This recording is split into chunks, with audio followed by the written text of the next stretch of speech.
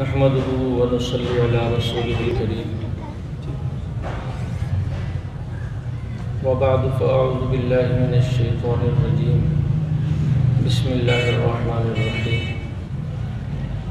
إنما يخشى الله من عباده العلماء صدق الله العظيم۔ میرے دائیں اور بائیں اور میرے سامنے تقریباً سارے ہی اہل علم تشریف فرما ہیں، اور کہنے کی بات یہ ہے کہ جامعہ قادریہ اور اس کی یہ جامع مسجد اور اس کا یہ منبر و محراب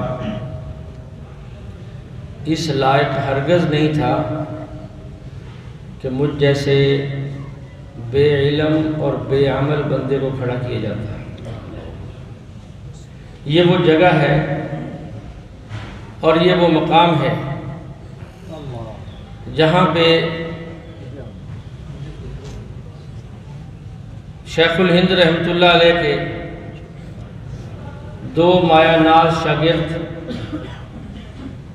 حافظ الدنیا حضرت علامہ محمد انور شاہ کشمیری رحمہ اللہ، شیخ العرب والعجم حضرت مولانا سید حسین احمد مدنی رحمہ اللہ کے شاگردان رشیدان یہاں جلوہ افروز رہے، اور انہوں نے اپنے علم اور عمل سے اس جامعہ کو، اس مسجد کو، اس شہر کے لوگوں کو مستفید کیا۔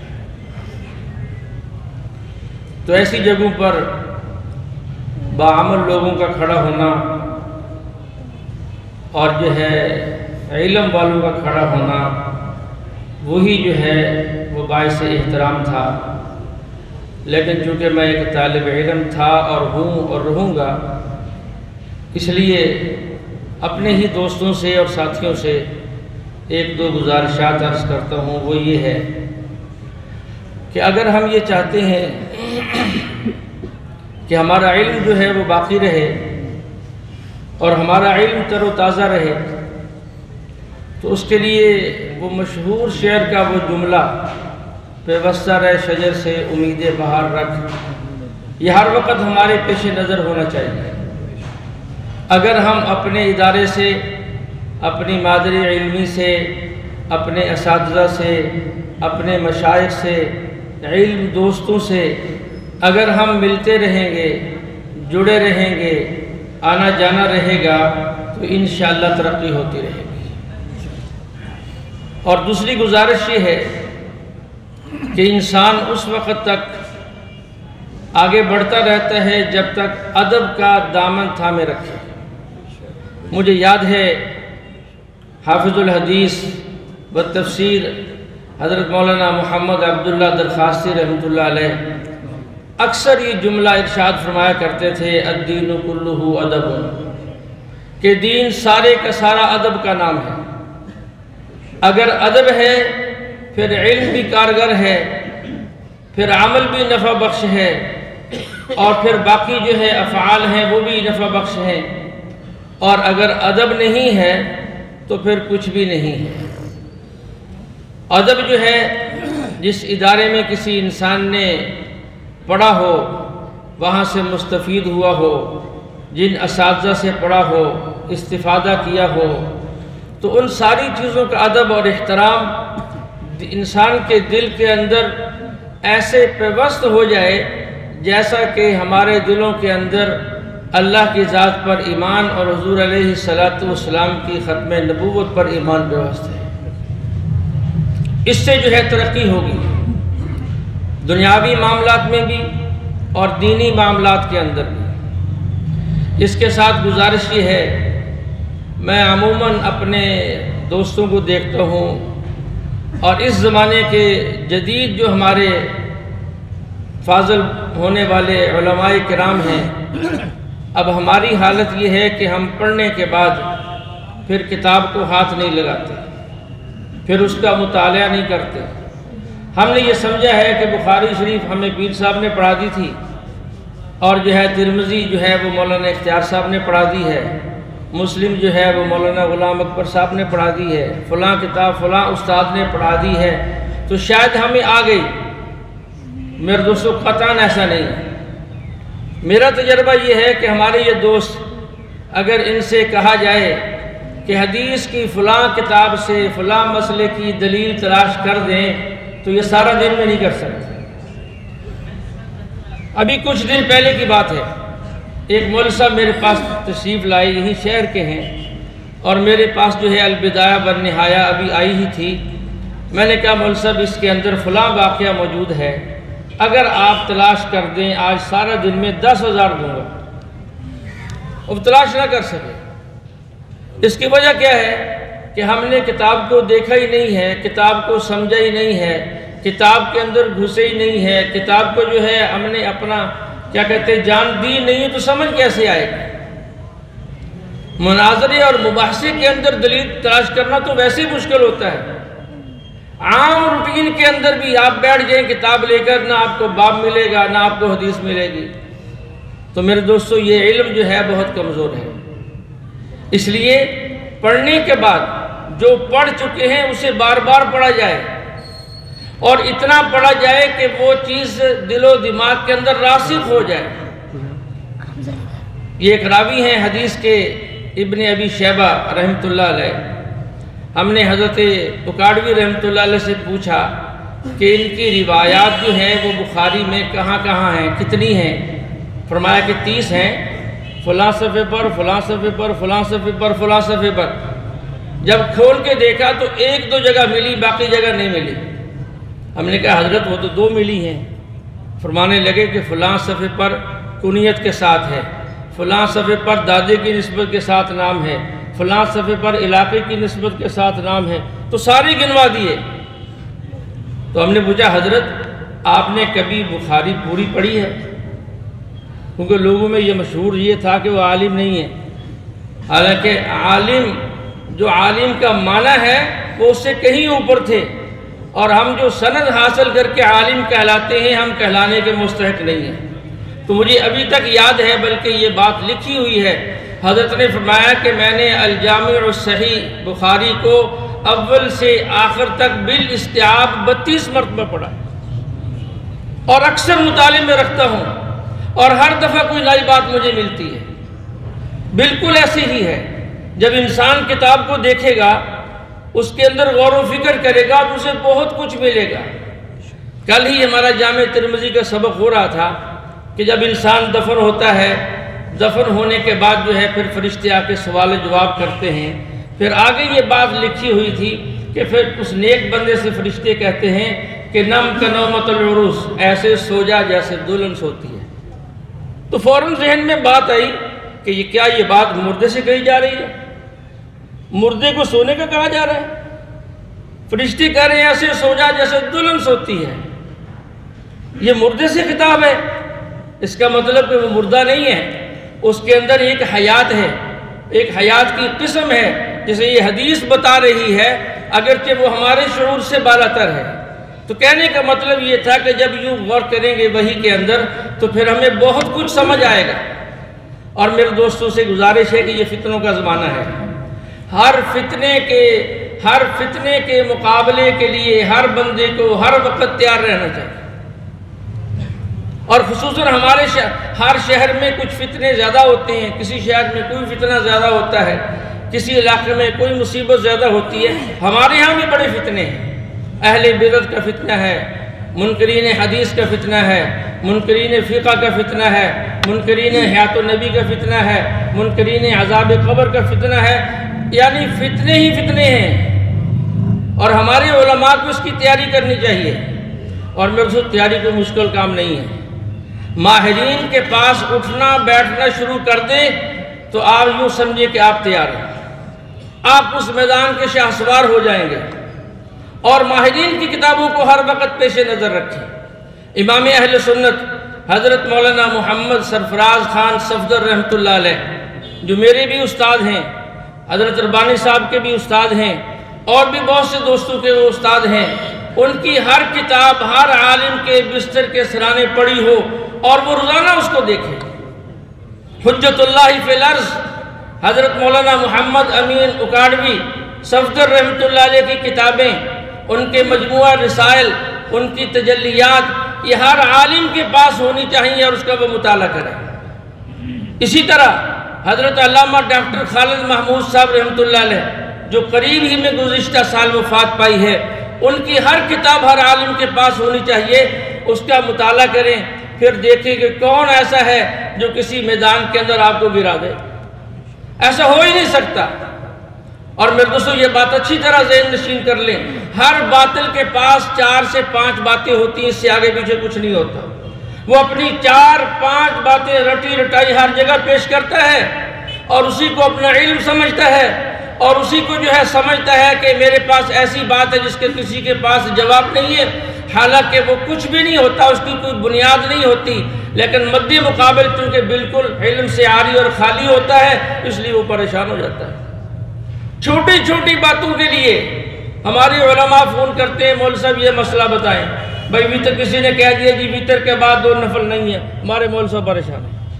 کسی نے کہہ دیا جی فلاں موقع جمعے کے بعد 6 رکعتیں کہاں سے ثابت ہیں، ہمارے مول صاحب پریشان ہیں۔ بھائی یہ پریشانی کی تو بات ہی نہیں ہے، کتاب کھولو، حدیث دیکھو، کتاب کھولو، آثار صحابہ دیکھو، کتاب کھولو، آثار تابعین دیکھو، ہر دلیل موجود ہے۔ ہمارے اکابرین ایسے نہیں تھے جو بلا دلیل بات کرتے تھے۔ ہمارے یہاں اکاڑوی رحمہ اللہ فرماتے تھے کہ امام ابو حنیفہ رحمۃ اللہ علیہ نے قرآن و حدیث کو پیش نظر رکھ کر 12,90,000 مسائل مستنبط کیے ہیں، اور ایک بھی مسئلہ ایسا نہیں ہے کہ 1400 سال کے اندر کسی فقیر نے اس کے اوپر یہ اعتراض کیا ہو کہ اس کی دلیل نہیں ہے، ایک بھی ایسا نہیں ہے۔ اس لیے میرے دوستو ماہرین کے پاس بیٹھو، ماہرین کی باتیں سنو، ادھر ادھر کی باتیں سننے میں وقت خرچ نہ کرو۔ چند باتیں ہوتی ہیں اگر وہ انسان ذہن نشین کر لے تو انسان جو ہے علم کا شاہ سوار ہو جاتا ہے۔ 4 صدی کے اندر ہمارے احناف کے علماء میں سے ایک شیخ گزرے علامہ باقلانی رحمۃ اللہ علیہ، فقیہ بھی تھے، مناظر بھی تھے۔ بادشاہ بغداد نے قسطنطنیہ بھیج دیا مناظرے کے لیے عیسائیوں کے ساتھ۔ اس وقت قسطنطنیہ فتح نہیں ہوا تھا، یہ تو بعد میں ہوا ہے ترکی خلافت کے اندر۔ وہاں پہنچے، بہت ساری باتیں ہوئیں۔ جب وہ پادری ہر بات سے لاجواب ہوئے تو ایک پادری نے آخر میں پھر وہ پتہ پھینک دیا جسے بادشاہ کا پتہ کہتے ہیں، آر یا پار۔ اس نے کہا کہ ٹھیک ہے، لیکن تم مسلمانوں کے اندر ایک عیب یہ ہے کہ تم متعصب بہت ہو۔ انہوں نے کہا جی ہمارے اندر کیا تعصب ہے؟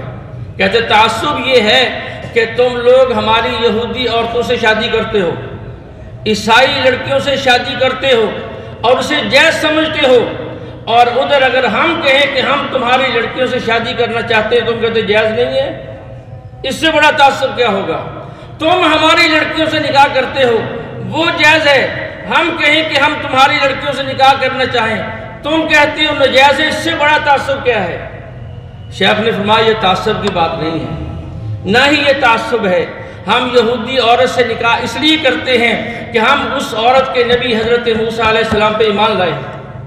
ہم عیسائی عورت سے نکاح اس لیے کرتے ہیں کہ ہم اس عیسائی عورت کے نبی حضرت عیسیٰ علیہ السلام پر ایمان لائے ہیں۔ تم ہمارے نبی محمد علیہ السلام پہ ایمان اب لے آؤ، ہم ابھی اپنی بیٹیوں کو نکاح تم سے کرتے ہیں۔ فَبُہِتَ الَّذِي كَفَرَ، بات ختم ہو گئی۔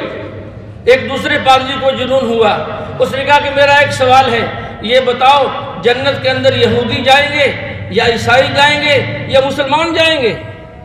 شیخ فرمانے لگے یہ میری سردردی نہیں ہے، یہ ہماری مسلمانوں کی اس میں پریشانی نہیں ہے، یہ پریشانی تمہاری ہے، ہماری نہیں ہے۔ اس لیے اگر یہودی جنت میں گئے ہم مسلمان پھر بھی جنت میں جائیں گے، کیونکہ ہم نے حضرت موسیٰ علیہ السلام کو نبی مانا ہے۔ اگر عیسائی جنت میں گئے ہم مسلمان پھر بھی جنت میں جائیں گے، اس لیے کہ ہم نے عیسیٰ علیہ السلام کو نبی مانا ہے۔ اور اگر صرف مسلمان جنت میں گئے ہم تو پھر بھی جنت میں جائیں گے، یہ ہماری سردردی نہیں، یہ پریشانی تمہاری ہے، تم سوچو کس نے جانا ہے کس نے نہیں جانا ہے۔ اب دیکھو یہ چھوٹی چھوٹی باتیں ہیں، لیکن ماہرین جو ہے اللہ نے جو ان کو صلاحیت دی ہوتی ہے اس کی وجہ سے دشمن کا منہ بند کر دیتے ہیں۔ اس لیے میرے دوستوں یہ ساری باتیں سیکھنے کی ہیں۔ آج یہاں بندہ ایک سوال لے کر کھڑا ہو جاتا ہے۔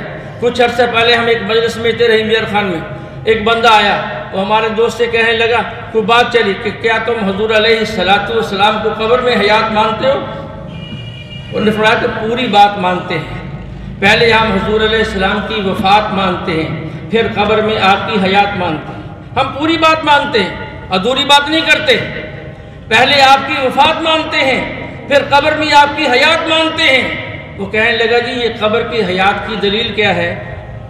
وہ میرے دوست کہنے لگے آپ پہلے دنیا کی وفات کی دلیل لائیں، دنیا کی وفات کی دلیل آپ لے آئیں، اسی طرح کی دلیل جو ہے پھر ہم آپ کو قبر کی حیات کی دے دیں گے۔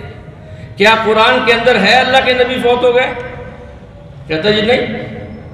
کیا حدیث کے اندر ہے کہ اللہ کے نبی فوت ہو گئے؟ کہتا جی نہیں۔ پھر شور کس بات کا ہے؟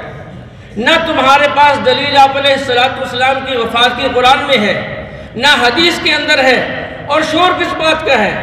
ہم سے کس بات کی دلیل مانگتے ہو؟ وفات تو ثابت کرو، پھر حیات ہم ثابت کر دیں گے۔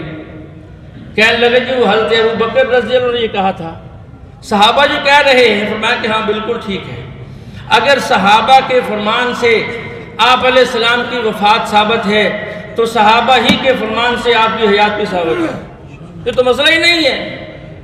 اصل میں ہم تیاری نہیں کرتے، ہم سیکھتے نہیں ہیں، اور ہم نے اپنا دماغ بنایا ہوا ہے کہ فلاں بہت بڑا علامہ ہے، جس کو 2 لفظ نہیں آتے وہ بھی مفسر قرآن ہے، اور ہم نے خام خواہ کسی کو بڑا کیا، بڑا شیخ القرآن ہے، بڑی تفسیر پڑھاتا ہے۔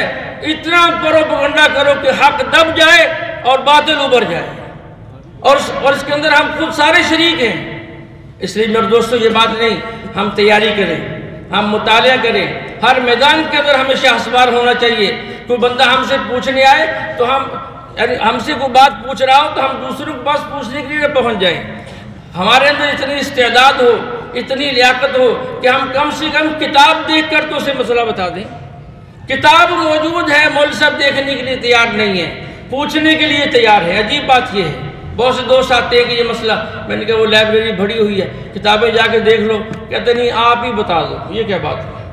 کتاب موجود ہے، کتاب نہ ہو تو چلو مجبوری ہے، کتاب موجود ہے پھر بھی ہم کتاب کھولنے کے لیے تیار نہیں ہیں۔ اس لیے میرے دوست سے گزارش یہ ہے کہ ہم جو ہے اپنے علم کو بڑھائیں، ادب کو قائم رکھیں، اساتذہ کے ساتھ، ادارے کے ساتھ، علماء کے ساتھ، ہر ایک کا ادب کریں، اور یہ سمجھے کہ ہر ایک مجھ سے بہتر ہے اور میں سب سے نکما ہوں۔ اگر یہ بات دل سے ہوگی تو پھر مسئلہ حل ہو جائے گا۔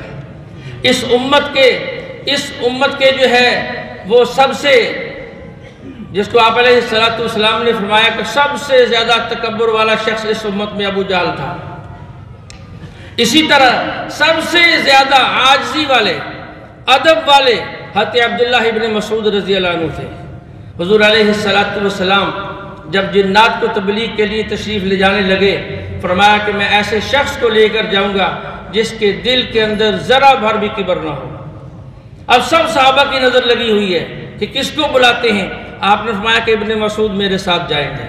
تو اللہ نے سب سے بڑے فرعون کو سب سے عاجز انسان کے ہاتھوں سے قتل کروا کر جہنم میں پہنچا دیا۔ باادب بن جائیں، جھک جائیں، عاجزی اپنائیں، سادگی اپنائیں، اپنے کلام کے اندر جو ہے وہ قوت پیدا کریں، اور اپنی نظر کو وسیع کریں، اور اپنے سینوں کو علوم سے بھر لیں، اور کتابیں آپ کے دائیں بائیں یوں بکھری ہوں جیسے دکاندار کے دائیں بائیں اس کی چیزیں بکھری ہوتی ہیں، اور آپ کو کھانے کی فکر نہ ہو، پینے کی فکر نہ ہو، لباس کے چکر میں نہ ہو، شہرت کے چکر میں نہ ہو، بس کتاب ہو اور مولوی صاحب ہوں، دن بھی وہی اور رات بھی وہی۔ اور ہماری حالت کیا ہو جائے؟ یہ بات کہہ کے ختم کرتا ہوں۔ ایک بہت بڑے محدث گزرے ہیں، ہر وقت کتابوں میں مصروف رہتے تھے۔ ان کی بیوی تنگ آ کر ایک دن کہنے لگی، اگر آپ کی 4 بیویاں ہوتی، بلکہ یوں کہا کہ آپ کی یہ کتابیں مجھے 4 شوکنوں سے زیادہ دکھتی ہیں۔ اگر 4 بیویاں ہوتی، میری 3 شوکنیں اور ہوتی، تو پھر مجھے یہ امید ہوتی کہ آج اس کی باری ہے، کل اس کی باری ہے، پھر اس کی باری ہے، پھر میری باری ہے۔ اب تو میری شوکن ہے نہیں، اور آپ کے سارے دن اور ساری رات انہی کتابوں میں گزرتی ہے۔ تو یوں ہو جائیں۔ امام محمد رحمۃ اللہ علیہ کا واقعہ لکھا ہے کہ ان کے گھر میں ایک مرغ تھا۔ ایک دن مرغ پکڑا اور چھری پھیرتے ہوئے یہ کہا کہ یار تیری اذان دینے کا ٹائم تو متعین نہیں ہے، تیرے بے وقت اذان دینے سے میرے مطالعے میں خلل آتا ہے، لہذا اس کو ذبح کر دو۔ تو میرے دوستو یوں ہم اپنے آپ کو جو ہے وہ علم سے اپنے سینوں کو بھر لیں اور مطالعے کی عادت ڈالیں۔ بغیر ایک بندہ روزانہ جو ہے کم سے کم 100 صفحے کتاب کا مطالعہ کر کے سوئے، 100 صفحے مطالعہ کر کے سوئے، اور پھر دیکھیں سال میں کتنے صفحات بنتے ہیں۔ اور ہم نے جو 40-50 سال گزار لیے، اگر یوں ہم مطالعہ کرتے تو کہاں تک پہنچ جاتے ہیں۔ تو گزارش ہے آپ سب دوستوں سے کہ جو میں نے عرض کیا ہے، امید ہے اس پہ توجہ کریں گے۔ باقی جو ہے میں اپنے اساتذہ کا مشکور ہوں کہ ہم جو اس میدان دیکھیں، ہم کوئی فرشتے نہیں ہیں، نہ ہی ہم نے کوئی کام کیا ہے، یقیناً میں نے کوئی کام نہیں کیا، لیکن جو کچھ ہوا ہے وہ اللہ کی توفیق سے ہوا ہے اور میرے اساتذہ کرام کی شفقت سے ہوا ہے۔ ان میں خاص طور پہ ہمارے خانقاہ کے سجادہ نشین حضرت حافظ پیر صاحب رحمۃ اللہ علیہ جو ہے، ان کی شفقت، ان کی محبت اور ان کی دعا، مجھے یاد ہے جو دعا وہ اپنے شاگردوں کے لیے کرتے تھے، شاید کوئی ویسی دعا اور نہ کرتا ہو، کرتے ساری ہیں، ان جیسی نہیں کرتے۔ میرے سامنے اس وقت کتنے میرے دوست موجود ہیں، میں خود ان کے اندر شامل ہوں۔ زارابہ کا صیغہ مجھے نہیں آتا، مجھے ایک جملے کی ترکیب نہیں آتی، لیکن وفاق کے اندر وہ بھی پاس ہیں، لاکھ روپے تنخواہ وہ بھی لے رہے ہیں۔ یہ حضرت صاحب کی صرف دعا ہے اور کچھ بھی نہیں ہے۔ اگر ہم اپنی استعداد پر آگے بڑھنا چاہتے کبھی نہ بڑھ سکتے۔ ہم تو مدرسے کے امتحان میں پاس ہونے کے لائق نہیں تھے، وفاق میں پاس ہوئے، آگے ملازمتیں مل گئی اور ترقی کر گئے، دنیا کے اندر بھی ترقی ہو گئی۔